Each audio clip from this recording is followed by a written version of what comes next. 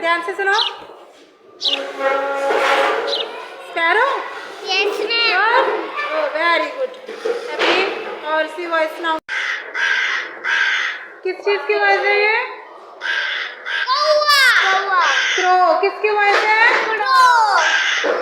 पहले वाली कौन सी वॉइस थी? स्पैरो। ये किस चीज की वॉइस है? कोयल। Very good. आपको तो सभी पक्षियों के बारे में पता है। किसकी वॉइस है? कोयल।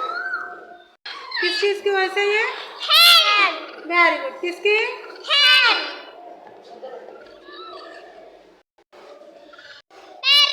पैरट। किसकी वॉइस है ये? पैरट।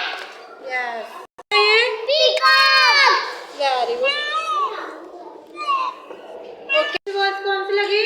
पैरट। पैरट की बिना में हमने किसकी वॉइस सुनी आज? स्पैरो। क्रो। क्रो। और कौन सी थी? पैरट। यस, पीकॉक और हैन। हैन। सबसे अच्छी वॉइस किसकी थी? पीकॉक। पीकॉक की सबसे अच्छी थी। और पीकॉक सबसे सुंदर बर्ड भी है ना? Yes ma'am. कैसे करता है पीकॉक अपने पंख के साथ? हाँ, ऐसे करता है ना पीकॉक। ओके।